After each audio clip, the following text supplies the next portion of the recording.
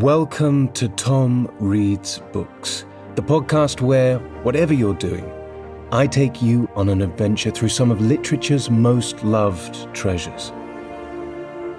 If you do enjoy the podcast, make sure to subscribe so that you never miss an episode, and also check out the Patreon at patreon.com/TomReadsBooks, where I release 2 exclusive episodes every week of a completely different book, full audiobook versions of all books read, and you can help choose future books for me to read. Now, though, I'd like to invite you to settle in, relax, and let me tell you a story.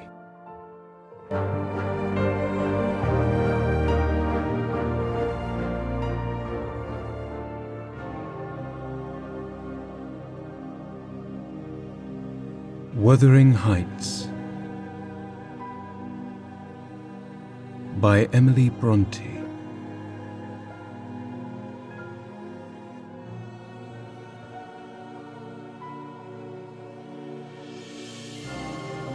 Chapter 11. "These things happened last winter, sir," said Mrs. Dean.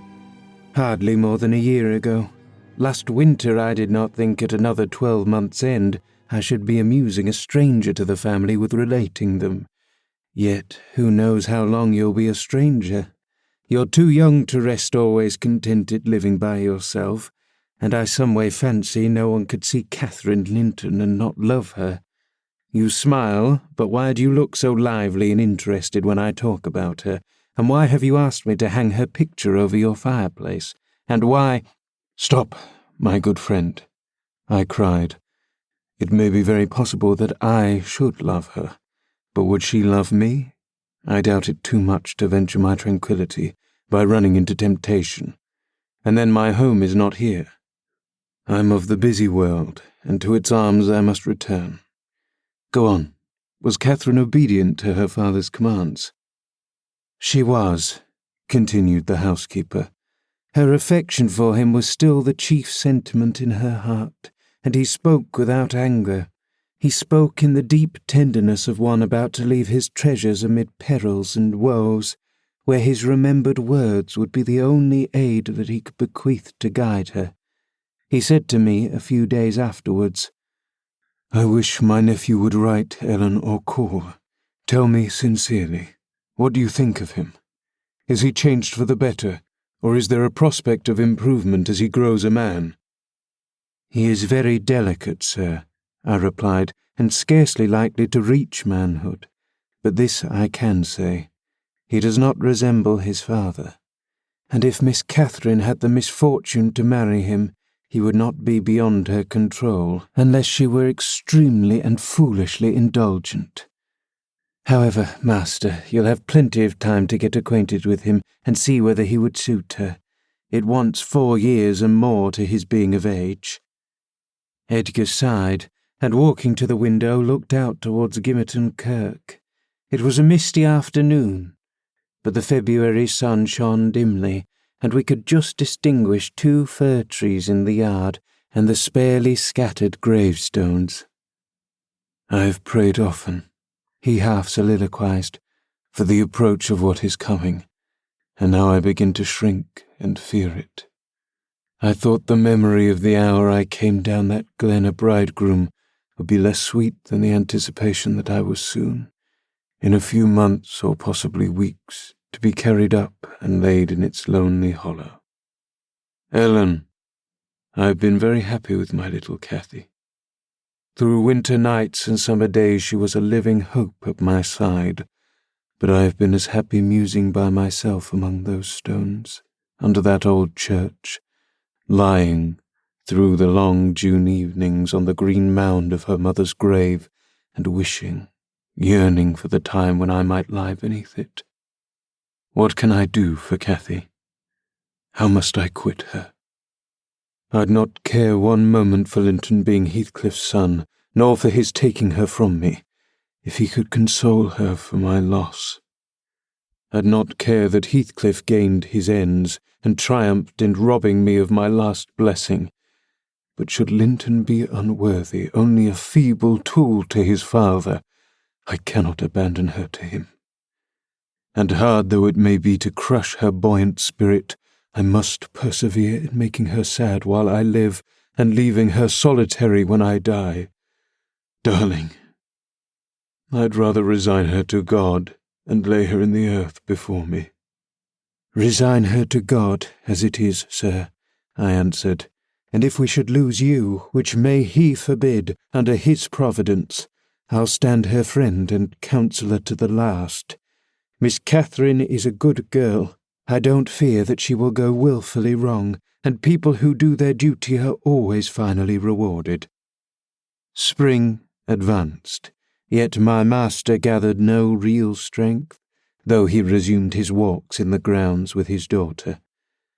To her inexperienced notions this itself was a sign of convalescence, and then his cheek was often flushed and his eyes were bright.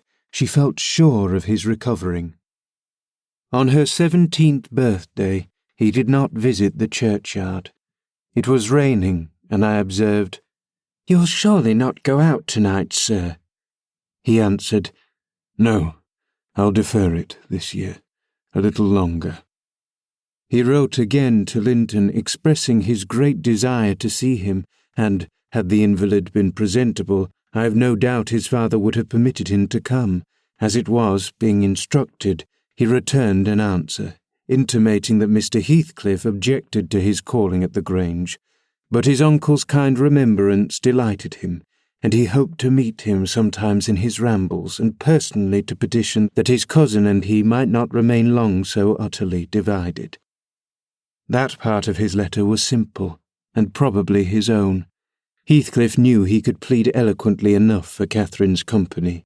Then, "I do not ask," he said, "that she may visit here, but am I never to see her? Because my father forbids me to go to her home, and you forbid her to come to mine. Do, now and then, ride with her towards the Heights, and let us exchange a few words in your presence. We have done nothing to deserve this separation, and you are not angry with me. You have no reason to dislike me. You allow yourself. Dear uncle, send me a kind note tomorrow, and leave to join you anywhere you please except at Thrushcross Grange. I believe an interview would convince you that my father's character is not mine. He affirms I am more your nephew than his son, and though I have faults which render me unworthy of Catherine, she has excused them, and for her sake, you should also. You inquire after my health.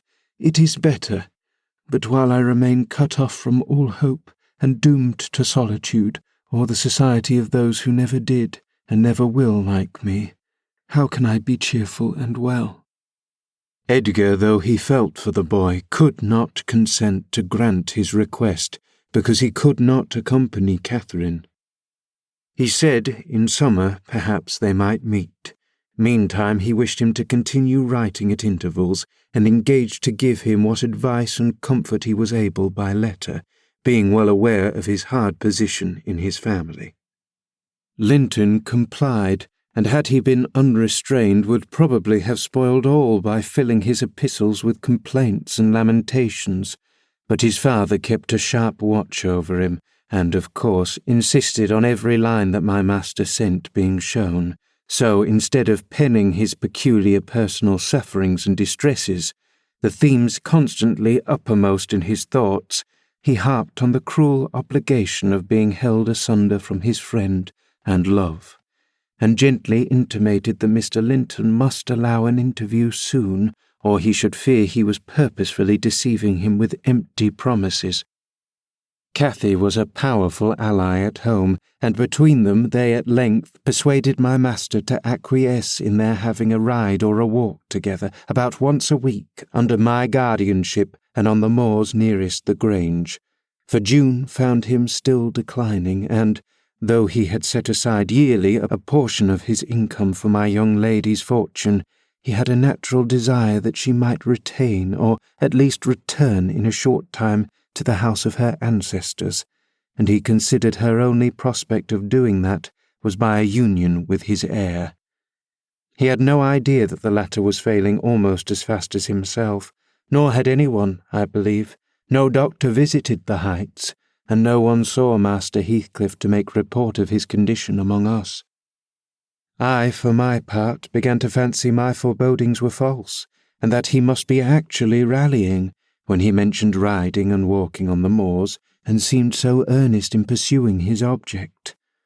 I could not picture a father treating a dying child as tyrannically and wickedly as I afterwards learnt Heathcliff had treated him to compel this apparent eagerness, his efforts redoubling the more imminently his avaricious and unfeeling plans were threatened with defeat by death. Chapter 12. Summer was already past its prime when Edgar reluctantly yielded his assent to their entreaties, and Catherine and I set out on our first ride to join her cousin. It was a close, sultry day, devoid of sunshine, but with a sky too dappled and hazy to threaten rain, and our place of meeting had been fixed at the guide-post by the crossroads.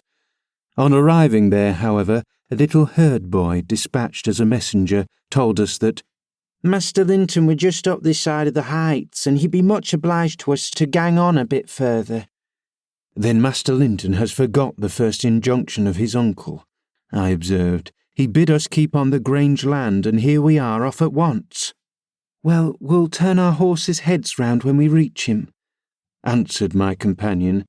"Our excursion shall lie towards home." But when we reached him, and that was scarcely a quarter of a mile from his own door, we found he had no horse, and we were forced to dismount and leave ours to graze. He lay on the heath, awaiting our approach, and did not rise till we came within a few yards. Then he walked so feebly and looked so pale that I immediately exclaimed, "Why, Master Heathcliff, you are not fit for enjoying a ramble this morning. How ill you do look!" Catherine surveyed him with grief and astonishment, and changed the ejaculation of joy on her lips to one of alarm, and the congratulation on their long-proposed meeting to an anxious inquiry whether he were worse than usual. "No, better, he panted, trembling and retaining her hand as if he needed its support, while his large blue eyes wandered timidly over her. The hollowness round him transformed to haggard wildness the languid expression they once possessed. "But you have been worse," persisted his cousin. "Worse than when I saw you last. You are thinner and—" "I am tired," he interrupted hurriedly. "It is too hot for walking. Let us rest here.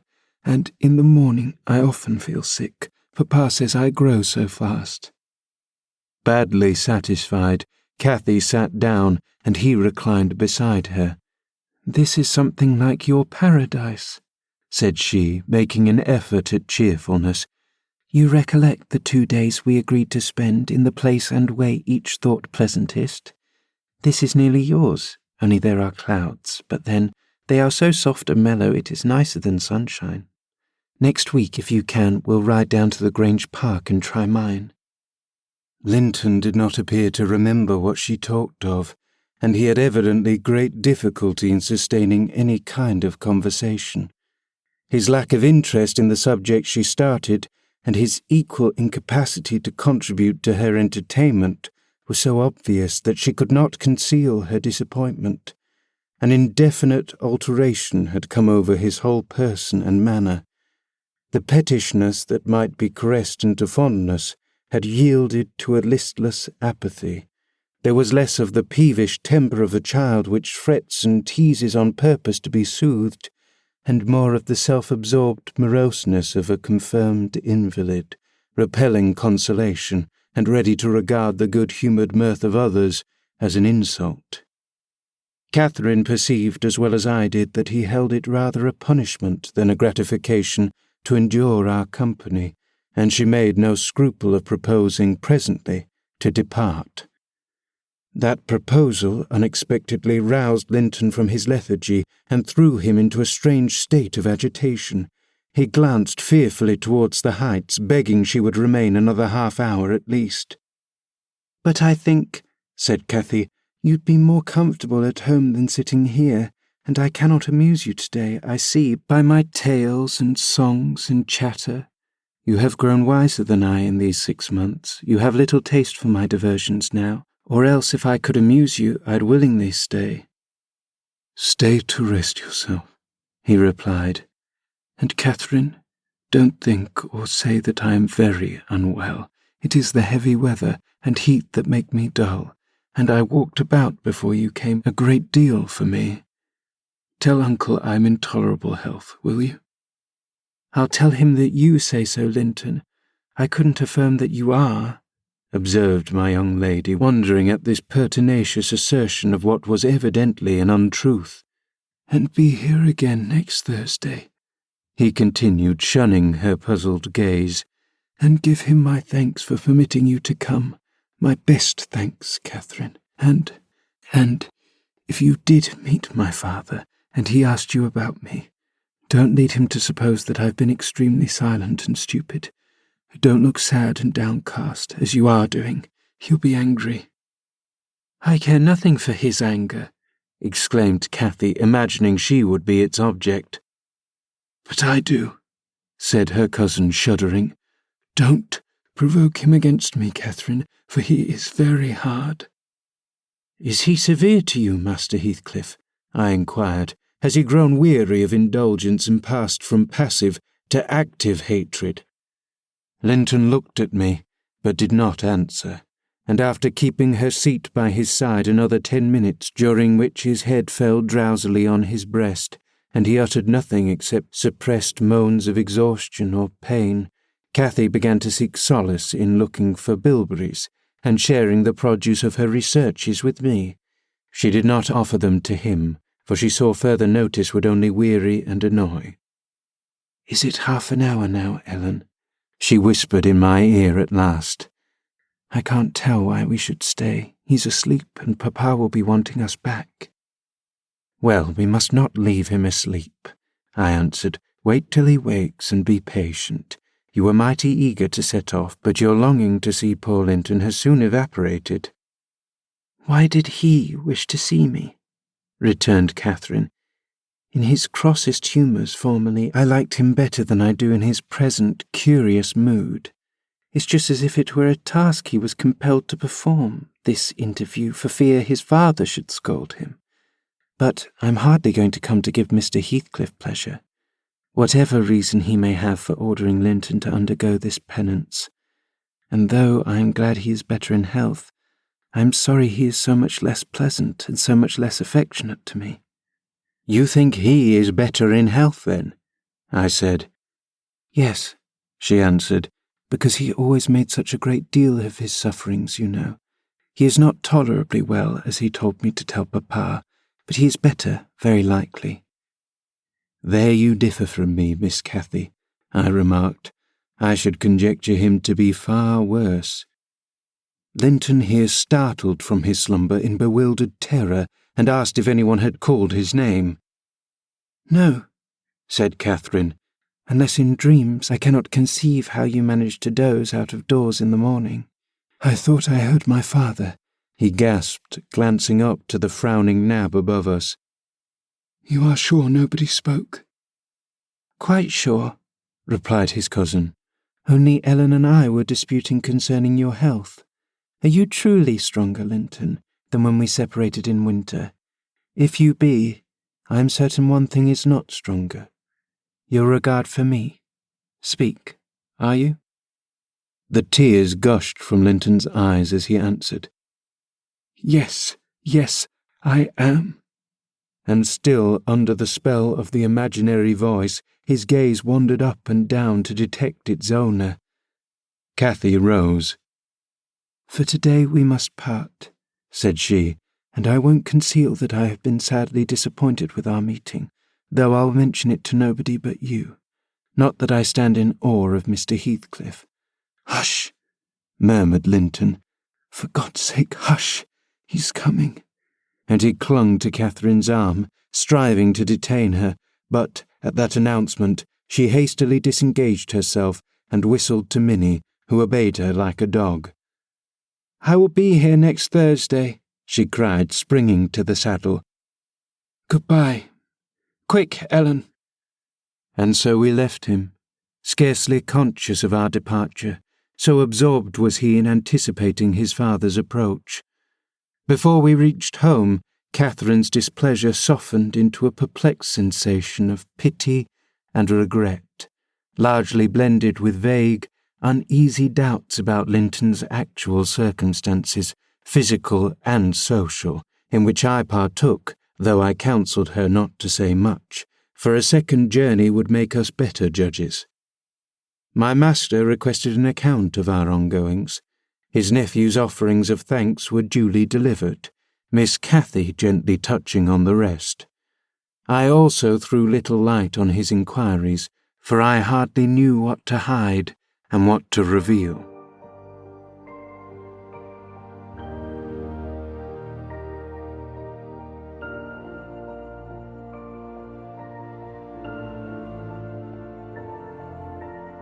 I hope you've enjoyed this episode of the Tom Reads Books podcast. If you'd like to support the show, leaving a rating and a short review on whatever podcast platform you're using really goes a long way to help us reach new listeners. Other than that, I hope you have a wonderful day, and I look forward to reading to you again very soon.